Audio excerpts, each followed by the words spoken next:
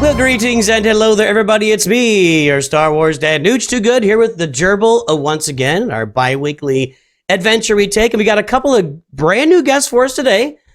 We'd like you to meet Captain Amazing. And is it Matt Master or the Matt Master? Just Matt Master's fine. Yeah, just like I'm just NOOCH. You know, people call me the NOOCH, and it's like, it's not the NOOCH. Now stop. So anyway, gentlemen, good to see you here this morning. How's it going? Great. Yeah. Excited to be here. It's going lovely. And we've got so Gerbil is in China, and of course Captain Amazing is also visiting the same area of the world, but we were just discussing beforehand, maybe not, super besties or anything as far as countries, but Captain Amazing's in Japan, correct? Yes, sir. Japan.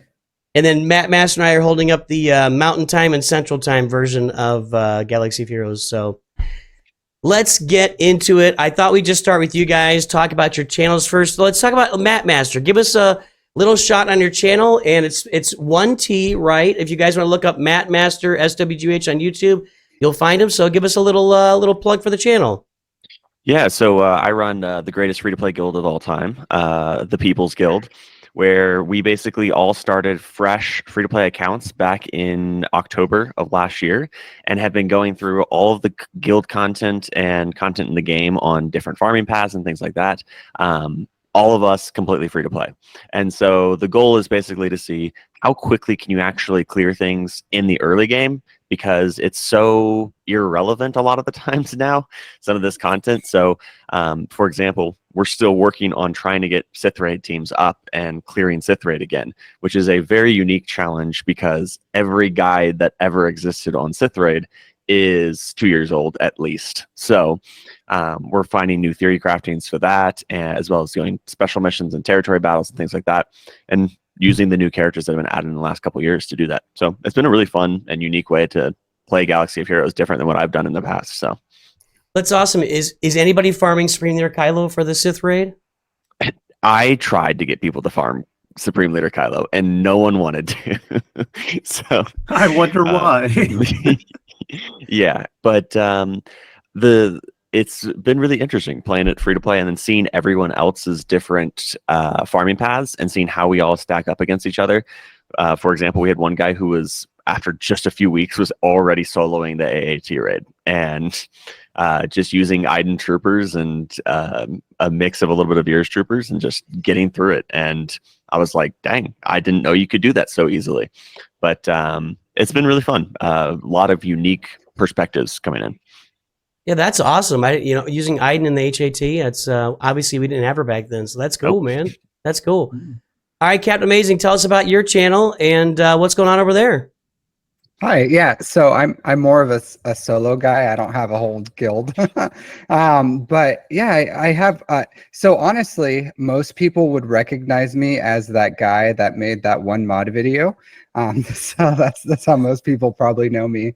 But I do have mod guides. I made the thing I'm probably most proud of is I did make a alternative type of farming. I call it my hierarchy of needs. So if you're familiar with like business or psychology, you may know Maslow's hierarchy of needs. So it's a play off that and farming, because I also do a lot of like roster reviews and GAC reviews. So I used my kind of like, while I was doing the roster reviews, I had this philosophy of kind of building an account based on getting more resources and then kind of steamrolling your account that way. And I kind of formulated it with a hierarchy of needs to kind of make a farming pathway that is kind of like scalable, and it changes as the meta changes. The core foundations of it stay the same. So the core is like building your foundation, and which is guild income, crystal income, first GLs, assault battles. And as new things come out, like this new raid's coming out, we're going to have to go back to that bottom tier, and then we're all going to have to like go build that new guild income. So, and that's how it can change, and it can apply to anyone really. So I use it for my account to this day. And then the top is more of like account specialization, Omicron usage, because those don't really have to do with like income. So And then the very top is just your passion projects. So we all have them. That's why we play this game. So you have to have something that, like, you have a passion towards, not necessarily important towards, everything, but the same thing with Maslow's needs, like the top tiers, it's what gives us purpose, but the bottom needs have to be met for you to kind of like focus on that need. So yeah, so that's pretty much what I do. Cool. Good old Maslow. I don't know. I wouldn't recognize. I recognize the hierarchy of needs. I didn't recognize Maslow, but that's good stuff, man. And yeah, Captain Amazing. Your first exposure was like how to get more 25 speed mods, I think, right? And that was you're sitting somewhere around 30,000 views on that. So yeah, go check out Captain Amazing and Matt Master before you do anything else. Pause the video, go look them up, go subscribe, check out their stuff. Gerbil, how you doing, man? Oh man, I'm doing all right. Doing all right. It's finally summer, which means I get to put on shorts once again. It's been a crazy cold here. Yeah, I got questions for both of you guys. I'm looking at your channels here, and I'm definitely going to watch that 25 speed mod video. I think I'm pretty good at it. Do you guys know the Discord app where you can was it M score and it gives you that mod quotient rating, right? Yeah, like I've got like a 12.8 or something, and I'm like, rock this. But what I love about this game is like there's so many different ways and little niche things that you can explore to improve. So I bet there's something in there that I'm doing wrong. So that's great. I'll check that out. But Matt, I got a question for you, man. What happens in your guild if you find out someone bought a pack? Oh, it is a crime against humanity. We had a recent individual who bought the hyperdrive bundle. And they were like level 80 already.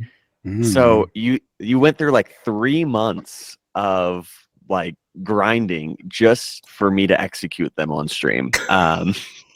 And we don't take kindly to whales in our free to play environment. Now, outside of those accounts, do whatever you want, but gifting counts as spending. As far as I'm concerned, we are 100% free to play in the People's Guild, and do not take kindly to your dirty money, basically. So I take it then you guys are not trying to get like Meathead or anyone from CG on your channel then? I might have already shut that door, but basically, if they spend money, they get banned from my Discord. They get kicked from the guild. From the Discord too, huh? Oh yeah, no, they're not welcome. After that is hardcore. We're very. If they leave and then spend, I don't care. But if they spend while they are there, no, you're out. All right, now what if they leave, spend, and then come back? There's an achievement called the Gatherer achievement, and it says basically spend money or buy a pack. And so if we are suspicious of anyone, we will have them send a screenshot of their achievements and see if they have achieved that achievement or not. It's pretty obvious though, I feel like, because if you're going to spend, hyperdrive bundle is probably like the first thing you spend on, and it's very obvious looking at account if they've done that. And then if you're not doing that, you're probably doing Lightspeed bundles. And so that's extremely obvious as well. So the hyperdrive bundle also changes the color, right, of your name or something on the top left. It goes gold, I think. So, man, I tip my hat to you. That seems nostalgic and a lot of fun, and so counterintuitive to such a game that really is designed to like force you to spend at every avenue. So that's kind of a great way to like stick it to the man a little bit.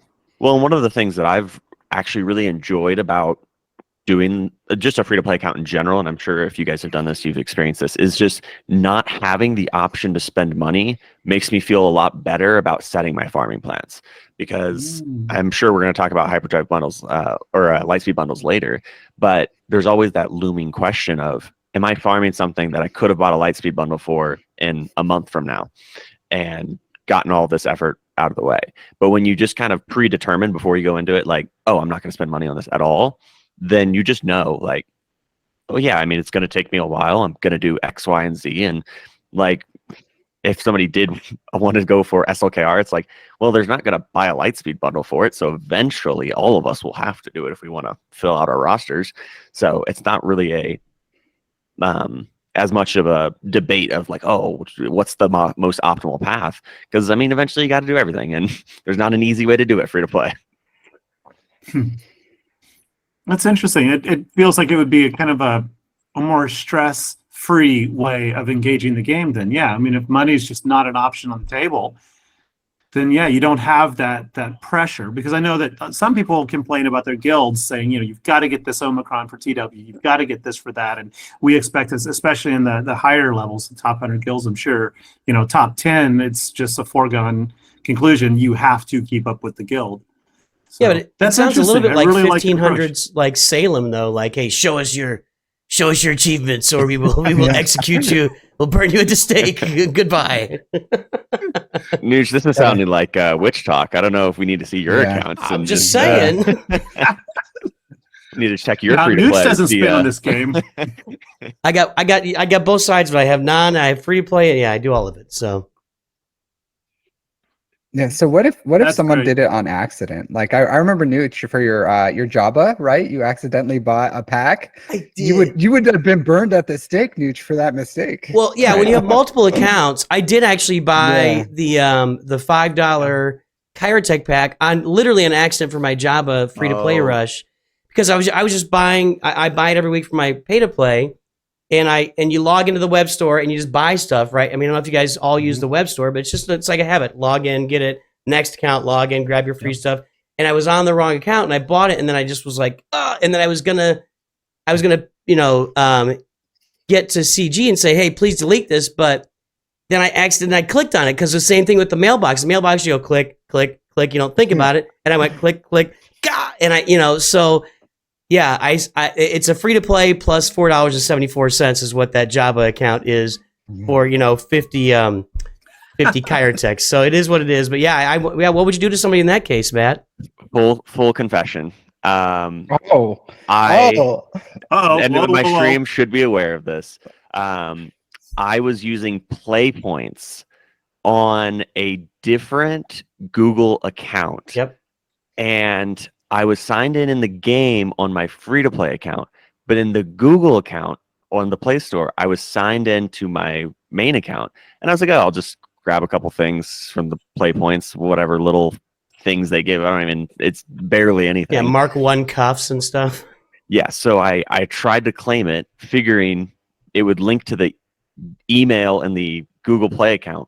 Nope, it was linked to whatever account you were signed in game. So it gave it to me.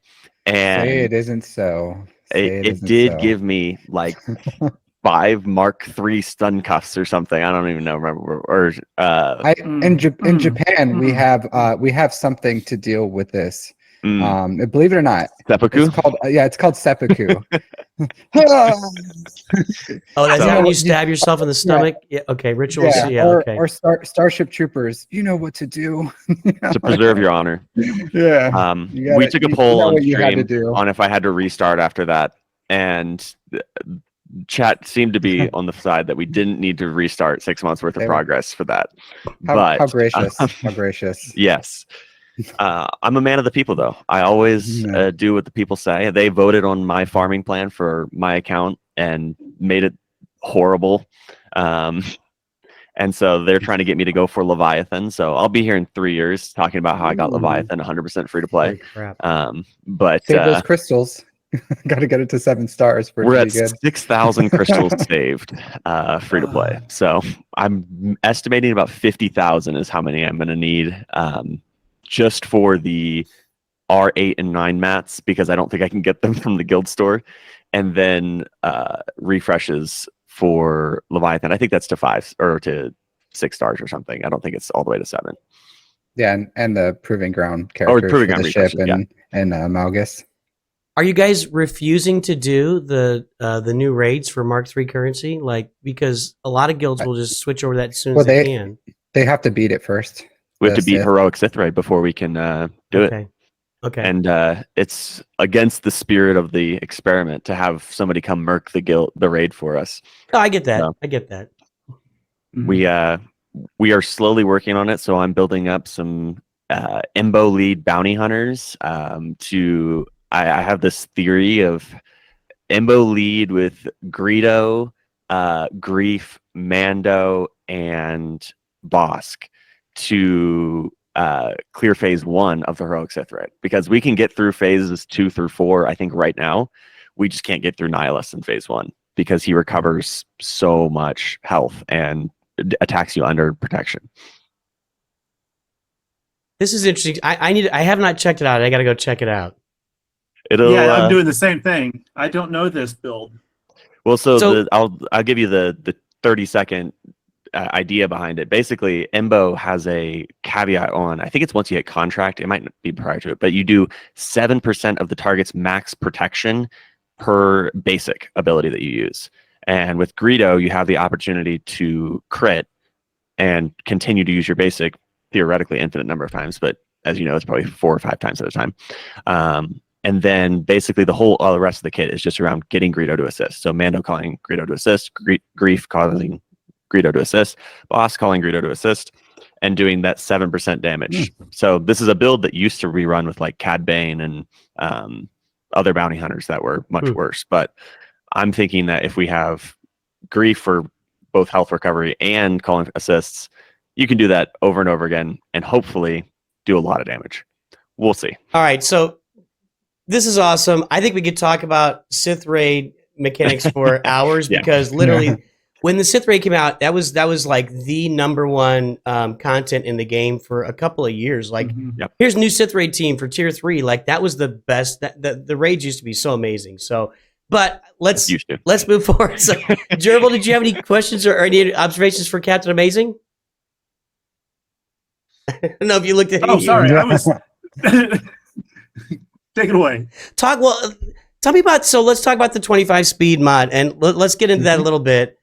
Sure. That was your big video. Do you want me to tell you how I say what? So that was like. Do you want me to tell you how why I did it, or tell us whatever. Just give us the breakdown of that video because I know it's it just kind of threw you on the map immediately. Yeah. So because I was doing because I've only been streaming less than 6 months, about 6 months. So I was doing roster reviews, and then I would tell people like, "Hey, dude, your mods aren't good," and they're like, "I know my mods aren't good. Like, what do you want me to do about it?" You know. And then so the thought process was I would just like link them to a video where I was like, "Hey, this is like what a high mod potential is," but everyone's mod guides were like extremely long. So it's hard for me to say like, hey, watch this, 6 hours of content to learn mods. And if they really wanted to, they would themselves. So I was like, well, can I make something that can kind of like be super concise, but give like actual knowledge on how to work these mods? And that's what the thought process was. And I was like, well, I'll give it a shot.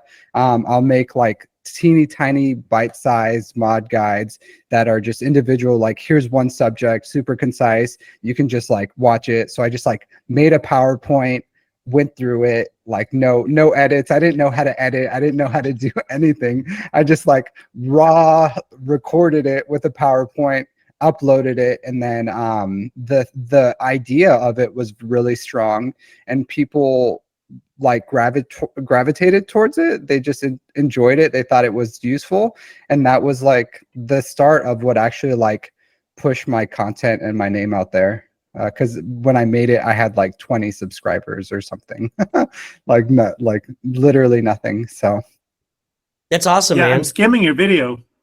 I'm skimming. Obviously, there's no sound with it while we're here, but I really like your presentation method here. I do a lot of videos also using Keynote for Apple, which is similar to PowerPoint, and people really do like that format. It takes a lot more time to set up, but it does make presenting things like this really, really effective. And so, yeah, it looks great. Like I said, after the call, I'm going to definitely watch that. But there's one in here. There's a screen. I saw the headline. There was a mod with 4 speed rolls, 16 speed. Yeah, with and protection. It's a trap. Yeah, it's a trap. It's a trap. Well, it's because it's like the best it could be is what 22. It's a protection primary, so 6 dotting it is only going to give 0.5% Right. extra protection. So it's like, are you investing in these like subpar mods? And that's why you aren't hitting like those high potential, because people like post the craziest like comments, and they're just like, well, there are, because I say it's like a statistics based program or process, and you have to work high potential mods to potentially hit those high standards. And every week I get like plus 25 mods like consistently. And if you aren't like investing in high mods, and of course there's a background of other things that are like supporting and feeding that, but the core is if you're investing in poor mods, and other people are like, well, I don't have space. And it's like, well, yeah, because you're sitting on 500 garbage mods. Yep. Like just like any organization in the world, you need new blood, and those mods, you have to get new blood in there. So build new mods and then work the ones that have high potential. And then statistically, some of those will hit really well. And some will, you'll just be under the mark, 24, 23, 20, whatever, but you'll have solid mods over the long run. And if you do that consistently over time, you do your 3 refreshes and you farm Java, then you're really cooking with fire there. And then you have like excellent mods.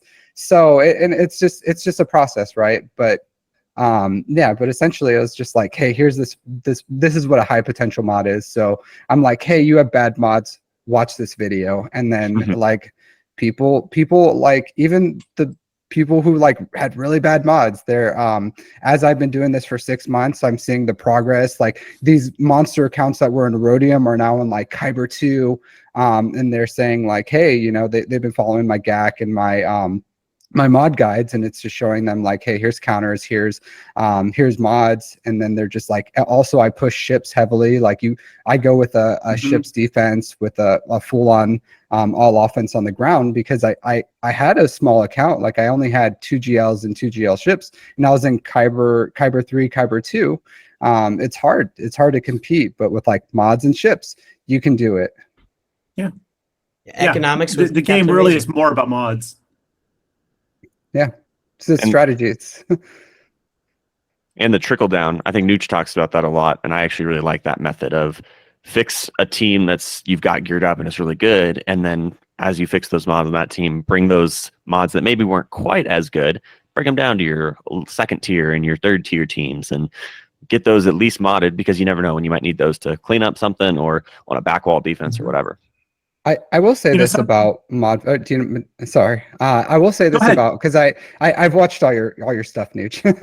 But I would say I do have a different philosophy. I understand your philosophy. I think it's a good one. You work on one character at a time, improve one mod at a time. I totally get it. That's not what. And if you look at my account, I don't have like all 6 dot mods on all. Like they may have great speeds, but they're not all 6 dots, because I'm not working at like one team at a time, one character at a time. I say farm good mods and find homes for those mods. And that's how I build it, because a lot of times people will chase sets and they'll chase primaries, and then they'll build subpar mods. And I'm not saying they're bad mods, but they're subpar. When they could, if they just build good mods and find home for those mods, then you'll overall your account will be better. Yeah, the primaries and the set bonuses really are pretty lackluster numbers compared to just having the extra speed most of the time. Obviously, there's certain characters that are going to need specific stats, but I've seen that a lot. And trying to coach the free-to-play players, we have some actually pretty brand new players, and so it's like, hey, here's a Captain Amazing video, here's a NOOCH video, like use these to help you learn, because you're not doing something correctly. So there is kind of a way to chase those, and it's something I do. It's when I work my grays to save credits, and I think you guys have done it too. And NOOCH I think also pushes this. Like don't upgrade every gray to level 12, like level 6, level 9, whatever you can. And then the ones that you're looking for, like for me, I don't know why, protection primaries, crit damage primaries, really hard for me. Like it takes a long time to build those in the right sets. So for those, I'll take them to 12 just so I can get some more chances of them hitting +4, +5. I sell all my +3 speeds at gray. I don't think they're worth working. No, I agree. But that's how I build, kind of target the ones I need. And then all the ones that are like 5A in their or gold. A lot of people don't know the like E to A kind of stuff. But the gold ones for 5 dot, if they are like plus 14 or plus 15, I have like tons of those that I just have sitting there. So when I am modding like a new GL or a new character, or when I got Reva or something, you know, those have potential. It's just they're kind of like mid.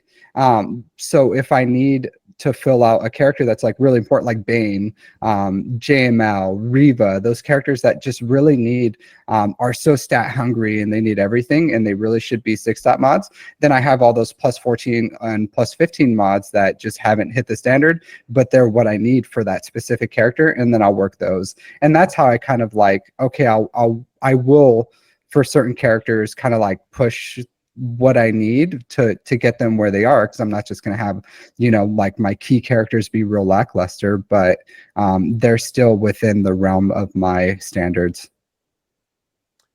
I think what comes across here from both you guys is you're passionate about the stuff you're doing, and that's what comes across in videos too. I think for all of us and anybody that's making it, and I think each of us has probably learned at some point, you just got to do what you're passionate about, because it comes across.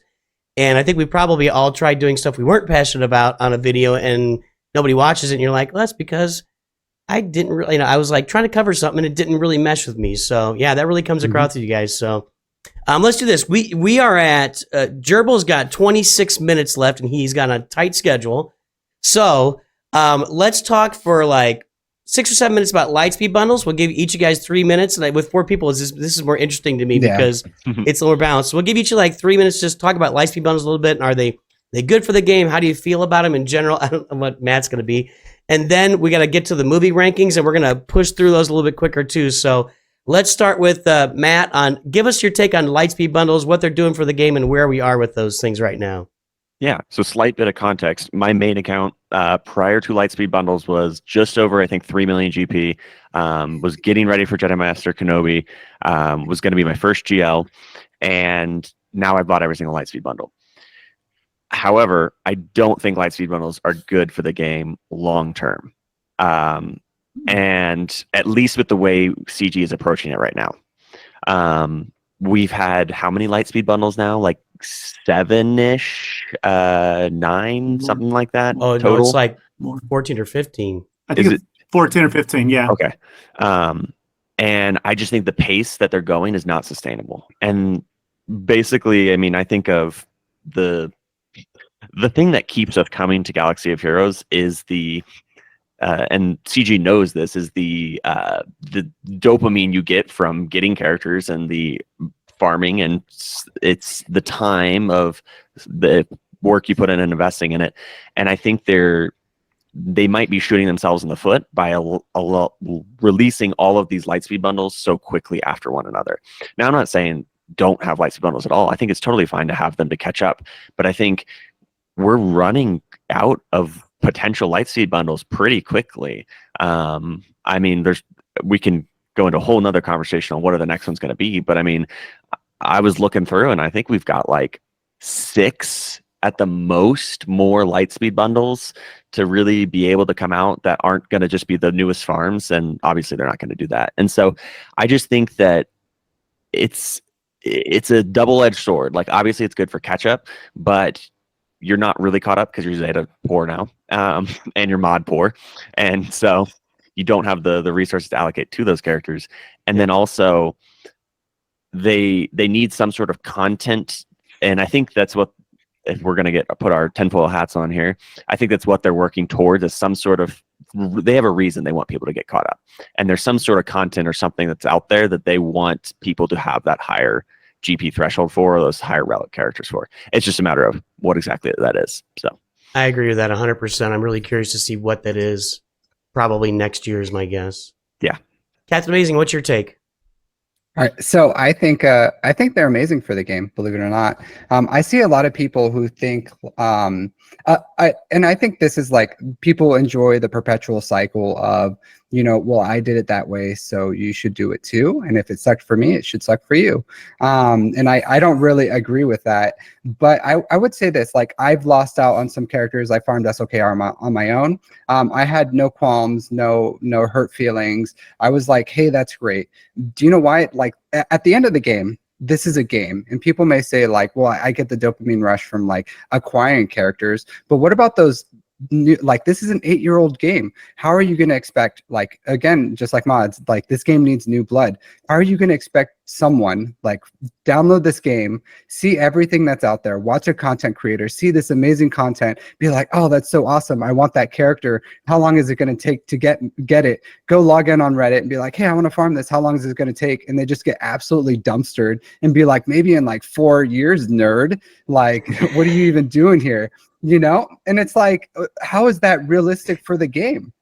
How is that good for the game? They're just going to quit. And because if I tried to play a game and I saw that end game content and it was like literally years, and I was playing, like the kindergarten version, and then everyone else is playing like professional league, I wouldn't want to play that game either. Lightspeed Bundles gives people the opportunity to play the game. And at the end of the day, that's what we want to do. We want to play the game. And the more tools that we have to play it, the more likely that people are going to stay in. And then it also builds that sunk cost fallacy. So if you get players to spend money, they put money out there, they're going to say like, well, I already like invested, $50, $100 in this game. Let me keep playing. It's a little slower. I'm not getting that instant rush of like instantly building these characters, but I'm playing TB, I'm playing GAC, I'm involved, I'm watching content creators, and it gets these players going. But if you want to like, okay, well, this is enough, or this is that, or you want to shut the door behind you because that's what you did and you feel bad because you had to earn it the hard way, like, what good is it going to be for you when they shut down the game because no one's coming in and we don't have enough players or enough player base, and then there's not enough for the whales? Because like, yeah, you can have the Krakens and the whales at the top, but if there's not enough, plankton and fishes down there in the lower level for them to eat, then there's nothing that's going to be there to play. There's going to be no substance. Like, look at the biology of the game, the ecosystem. You have to have the chum for those whales. Love to this analogy. eat. Yeah. So otherwise, it's like, what are we going to do? And I'm not saying like, hey, because like I've seen some people say like, yeah, well, they'll never catch up to me or whatever, and but there's like smart players out there that can, because I think I was like 5 million GP. I had Executor and SOKR when these bundles come out. Now I'm getting close to 9, and I am beating whales. I am beating those 11, 12, 13, 14 million GP accounts. I am in like Kyber 2, absolutely like dumpstering these dudes that are saying like, these hyper drive, these Lightspeed bundle players aren't going to touch me, and then they go and they get dumpstered by me, and then they don't even know that this is the ecosystem of what is happening to them. So I think if you're smart about it, there's definitely ways to counteract that feeling of like, well, I don't know what to farm. There's definitely farming pathways out there that you can do. But like, this game needs to be played, and Lightspeed bundles are just an easy entryway pathway for them to go. And don't get me wrong, I do think there needs to be communication and like, if they started releasing like a JMK, Lord Vader, Afra, like all these like super new things like Gungan, Lightspeed, like there of course there has to be limits, but how, like 5 years, 6 years, 4 years old content, like, yeah, throw it in a bundle, allow people to play the content, and then let's move on to what's new.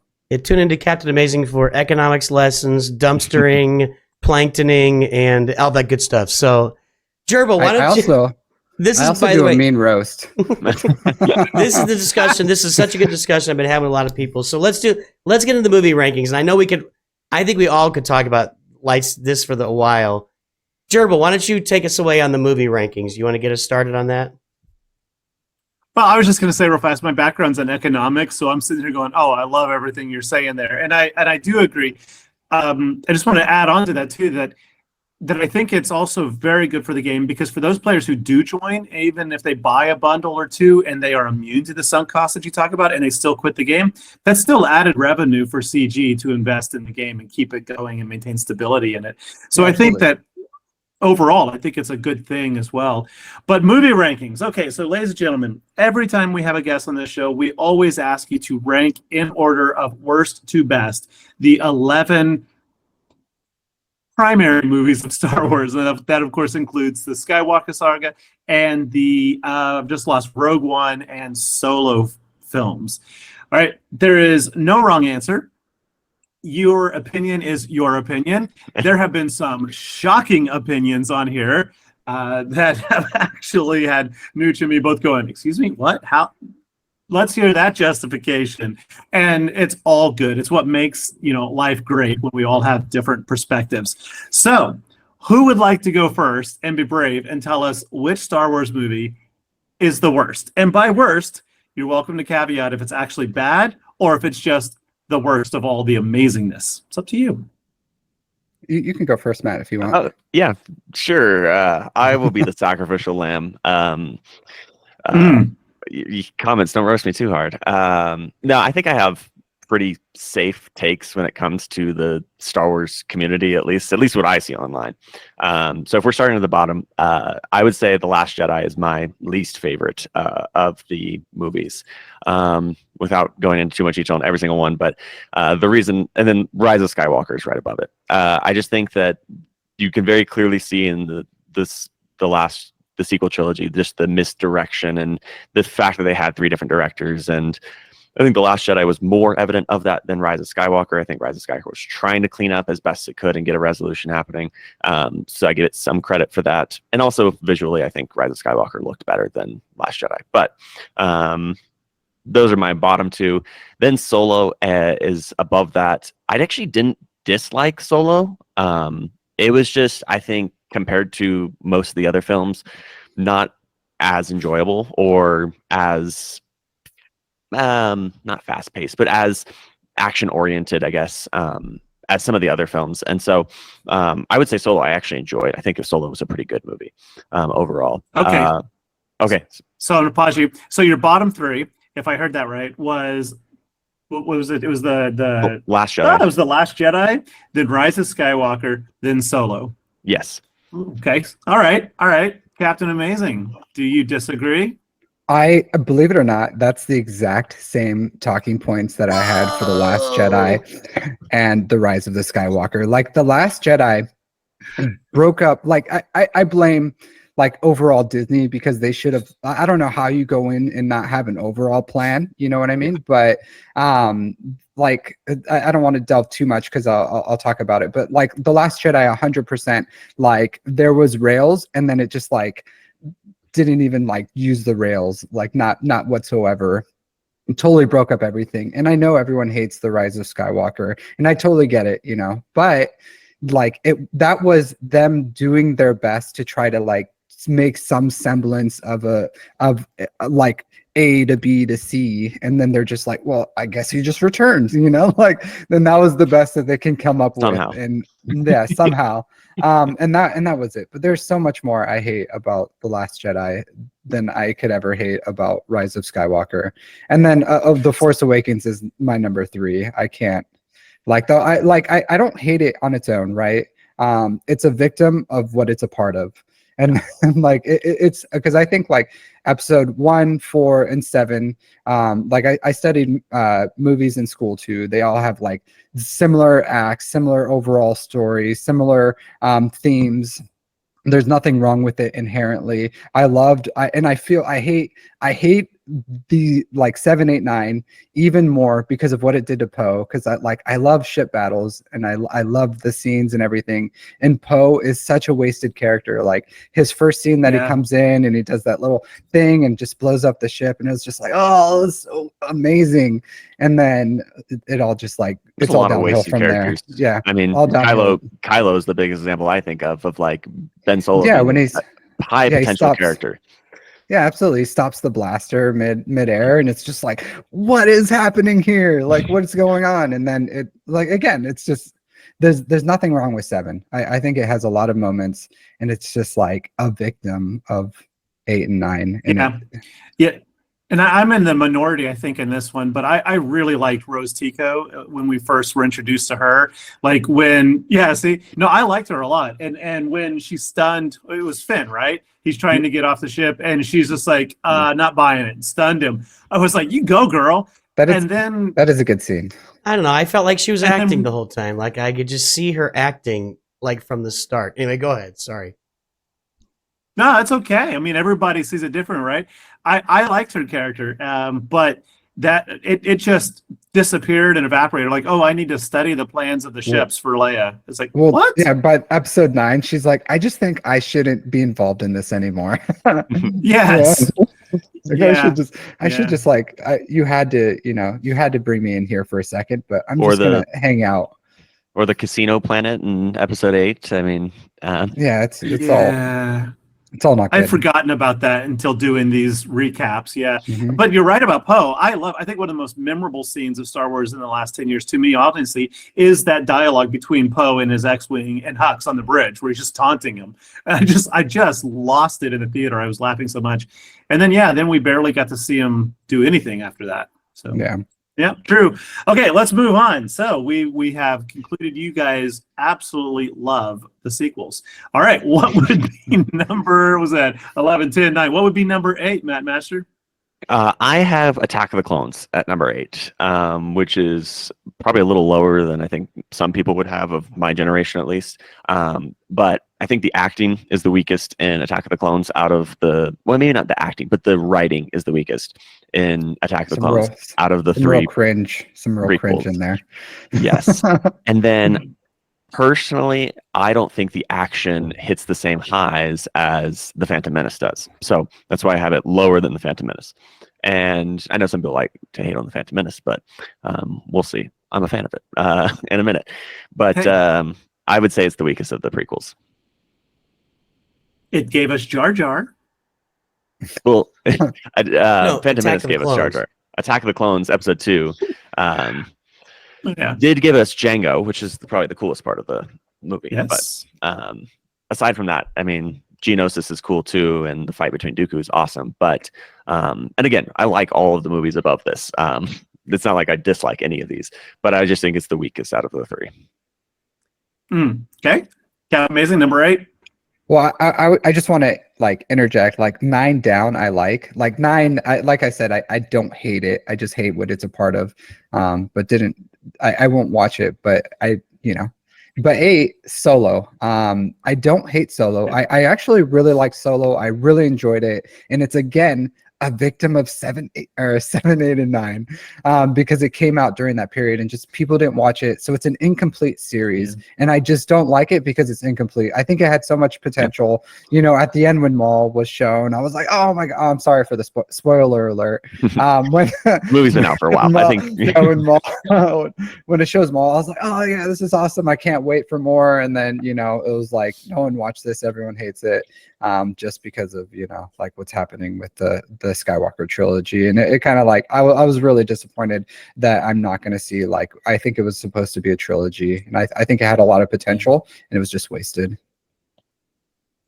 Yeah, fair. I think a lot of people feel that way. It also came out with really rough competition the same month, so you got hammered. All right, number 7, Matt Master, what's up? I put as number 7 Force Awakens. Captain Amazing, I think you kind of hit on this point a little bit of like it itself is not a bad movie, I don't think. It is very much just a reflection of A New Hope. If you watch those movies side by side, I swear you can pick out scenes and be like, oh, there's that one, they're matching. And so I really don't mind that they did that. I remember leaving the theater and saying they kind of just copied A New Hope, but I guess if you want to copy a setup, that's not the worst setup to copy. I think it executes it slightly less eloquently, and also the fact that it is a copy, I do actually take just a slight hit against it. That's why it's lower than A New Hope, despite maybe the visuals technically being better. Or more appealing. NOOCH is shaking his head because A New Hope was revolutionary and I got a bad feeling you're gonna rank New Hope low. Anyway, go ahead.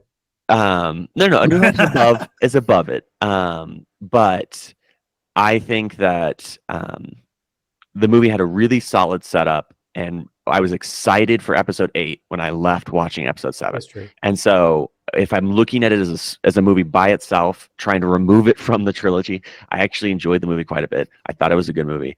In an alternate universe, the 8 and 9 were great. I think I could see 7 being even higher on my list if the execution followed through. Yeah, it's fair. All right, so for me it's the Phantom Menace. I don't, again, like, it's really hard. I had to like really nitpick from here down because I do love all of them, and I like, this is my generation of Star Wars, right? But it just feels like two separate movies, and that's why I had to say like probably rank the lowest out of all of them. All right. So out of the ones I love, that's it. Like, that's it. Like, Okay. it's just Why don't two we do separate these movies. in chunks again here, Matt? Why don't you Yeah. give us the 6, 5, and 4, and then Captain Amazing 2 with that? Okay. Okay. So 6, I have Phantom Menace. Like, it's slightly more than Attack of Clones. 5, I have A New Hope. And then 4, I have Rogue One. Number 5. Okay. New Hope. Okay. I can dive Okay. into it, or if Yeah, dive into you it. want to go in. Okay. Yeah. So Yeah. So A New Hope is an amazing setup. It is a perfect setup for Empire and for Return of the Jedi. However, it as its standalone movie doesn't have I think it's only beaten out by 3 movies, for example, or 4 movies. And so I love A New Hope. I just think that one, I'm Zoomer brained and have I want more action. And so I'll be the first to admit that. And then also the movies above it really, I just think, have full character arcs and development, whereas A New Hope is mostly setup, and which is not a problem with the movie, but it just doesn't make it as fun of a watch as I think some of the other movies are. And so I love A New Hope. I think it's probably the movie I've seen the second most, actually, out of all of the Star Wars movies. But it's just that it's got a lot of competition to go up against, and the 4 movies above it, I like slightly more. And so I think Rogue One's maybe the hottest take of putting Rogue One above A New Hope. But I think that's my number 4, and I think that seeing the full development of these characters, of as corny as it is, the rebellions are built on hope line, but like it's true. I mean, it sets up it fits the tone of the original trilogy so well, and the transition of right into the original trilogy was amazing. The scene with Vader at the end is amazing, and I think that it's a little bit of recency bias as well, but just I know it's not recent, but like more recent than A New Hope, and that it portrayed Vader in such a great way, and I think it portrayed the Empire in a great way, and just made it seem terrifying, and that this tiny little rebellion was working towards something bigger. And so I really loved Rogue One. I thought it was great. So maybe my hottest take, I think putting that above New Hope. You're not alone. No, there are quite a few people we've had put Rogue One right there, maybe above A New Hope as well. Who was it that said that they hated it though? Because we had one person. Let's not do that. But there was somebody who was like, no, and I was like scratching my head. I was like, yes, no. So Rogue One is one of those that a lot of people really, really love it, and then every once in a while you find somebody that really, really hates it, and it's neat to see that contrast. Sanjita. All right, Captain It was Amazing. Sanjita. He doesn't like Rogue Yeah. One. He's a that was crabby it. old Oh, man. okay. So Name drop. All right, Name so drop. so 6 was Attack of the Clones, and I did place like Phantom Menace right above this. Same thing, like real cringe, right? It's a good movie. Again, like real nitpicky here stuff. A little cringe. The next one I have is Return of the Jedi. I don't know. I may feel like that's pretty controversial to having it so high. But I want to say, like, to conclude like the Skywalker saga and well, at the time, Yes. you know, Concluding I the feel, Skywalker saga. yeah, you know, like I feel like the interactions with Luke and Palpatine just felt a little weird, and just the way that it ended. I don't know. Like, it's fine. Like, it's fine. It's a good movie. I love it. Who am I to criticize? You know, but I just think I wanted a little more, and it just wasn't that. And A New Hope is my number 4. Again, like, I love them, like 1 and 4. It's just they're all kind of like the same thing, and when you have it 3 times, it's hard for me to rank it like that high. But I do think I enjoy it more than Return of the Jedi. All right, I do have to ask, have you guys, when you rank the original trilogy, are you ranking it based on the remastered or on the original? No, I'm too young to Yeah, they rank it haven't on the seen the original. Yeah, that's what I'm wondering about, because there are some pretty big differences. I mean, from different music in the cantina, different music with the Ewoks, Han or Greedo shooting first. There's some pretty big differences, and I think that a lot It's of just Han shot, a lot of us, not a first Yeah. or second. I mean, Yeah, Greedo never shot. Yeah. Yeah. yeah, Greedo never shot. So, but I think that a lot of us, Nooch and I, like we grew up with the original, you know, pre-remaster revised edits, and I think that those original versions in their entirety were better films. I think that they were better thought out. I was never on board with the revisions, the director's cuts, and all that stuff. Just didn't like it. So curious. I was just saying the music for sure. The Ewok song, the Yub Nub song, is way better than the rework, and the music in Jabba's palace that was way better the first time around. I don't know why they changed any of that stuff. Yeah. And you guys can have probably seen that. I'm sure that stuff's out there. It was just more simple, and they really just jacked up with that. But the story is still basically my thing about Return of the Jedi. Sorry, I know we're trying to push it here, Gerbil, for you, but I felt like they kind of neutered the characters a lot. Like, I thought Han Solo, Leia, and Luke were just kind of more like blah. Like, there wasn't a lot to their personalities in that movie. The opening sequence in Tatooine, and then as soon as they got off Tatooine, it was like Luke just became this the whole time, and Leia never cracked on anybody, which makes no sense. And Han was just way too much in control of his faculties in general. So that was I felt like the characters kind of fell off with Return of the Jedi. But go ahead, Gerbil, take us down the final road here. All right. 3, 2, and 1. Ladies and gentlemen, we've come to the final stretch of this. Let's see. We can probably guess what they're going to be, but I'm not going to try to spoil it. I am very curious to see those, since we've got Return of the Jedi already knocked out with Captain Amazing, and A New Hope gone out of the way with Matt. So let's hit this. Should we stick with the same order? I think we shall. Matt Masher, let us hear it. 3, 2, 1. Number 3, I have Return of the Jedi. Number 2, I have Empire Strikes Back, and number 1, I have Revenge of the Sith.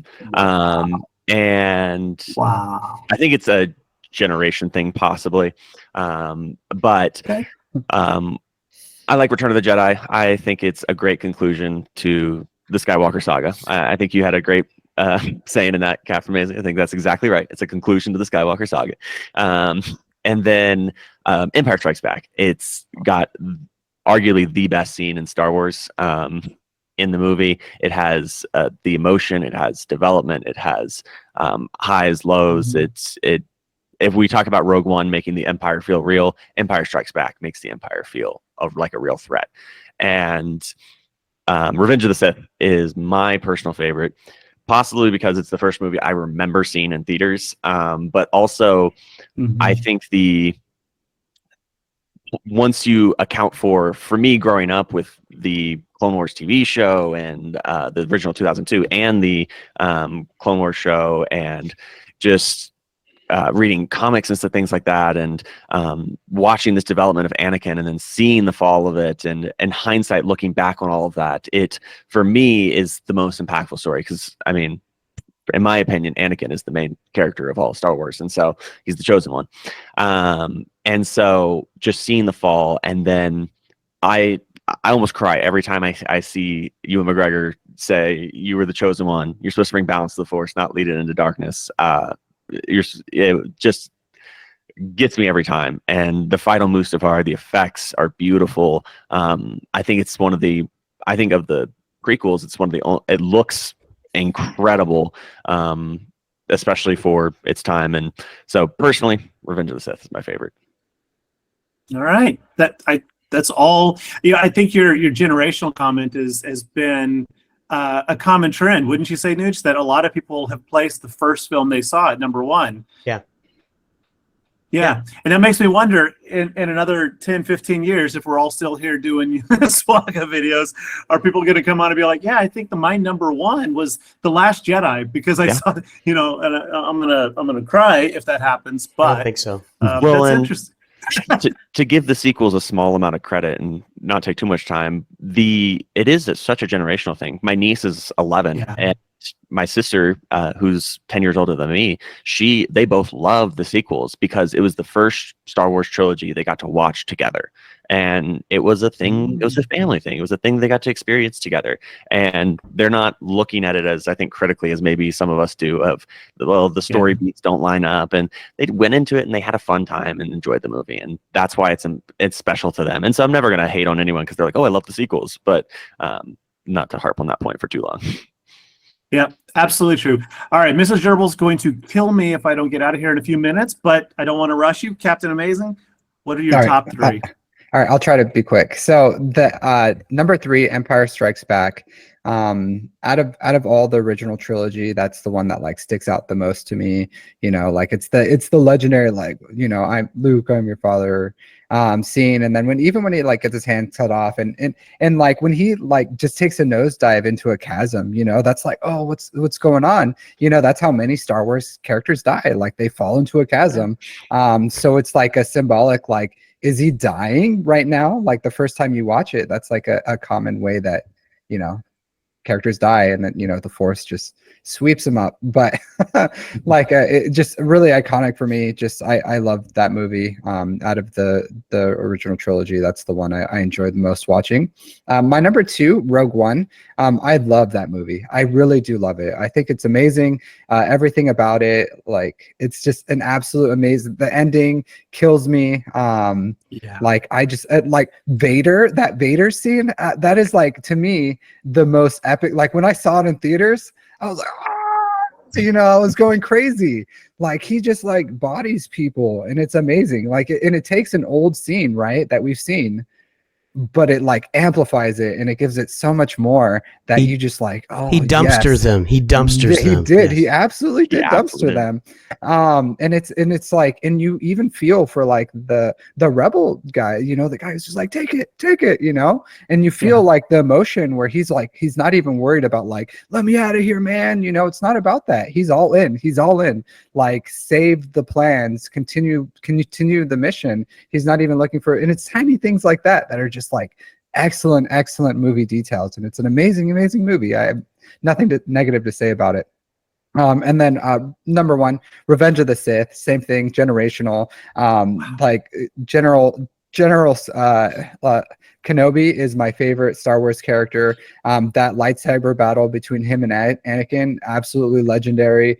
It's probably my most iconic moment, other than the Rogue One where, you know, Vader's just destroying people. But I love that scene. I love the movie. You know, Anakin with his Youngling Slayer 9000, just absolutely taking out, you know, like it's just I think it has so many great moments. I really do love it, and it's not just you know, it's not just the action. It is that, like you said, Matt, that connection between Kenobi and Anakin that's just so heartbreaking, because he was like, "You're my brother," and I could feel that, you know. It's like they were both like, as someone like I went to war. I'm a veteran. Like Anakin and Kenobi, they were, you know, they bled together, they went to war together, they were generals together. It's a bond. It's a really strong bond. And to have such, you know, divides in your ideology that you have to like literally kill each other is heartbreaking. Because I do think he sees them more as a brother than any other, you know, like Padawan or fellow Jedi Knight. So I thought it was amazing. I love it. That's great. All right, guys, we're going to preserve Gerbil's life here, unless Gerbil, you look like you wanted to say something, but I want to make sure that you're good to go for 2 weeks from now. No, I was just say that was a great take on it. The veteran Agreed. aspect of that is great. And Matt, as you pointed out, also just growing up with the animated series about the same period. Like I only watched the animated series a few years ago, so I imagine had I seen that relative to when the movie came out, I probably would have had a very different take on it. But yes, Nooch, you're right. I'm going to be murdered in another couple minutes. So All right, well, we'll preserve Mrs. We'll keep Mrs. Gerbil happy. We'll make the Gerbil kids in good shape. We will let you guys go. Matt Master, Captain Amazing, check these guys out. Thanks for joining us today. This is fun. I love talking to new folks all the time. And hey, go check out their channels, everybody. And we will talk to you in a couple weeks. We'll see you soon on all of our channels. And of course, always remember, Nooch and Gerbil and Matt Master and Captain Amazing, too good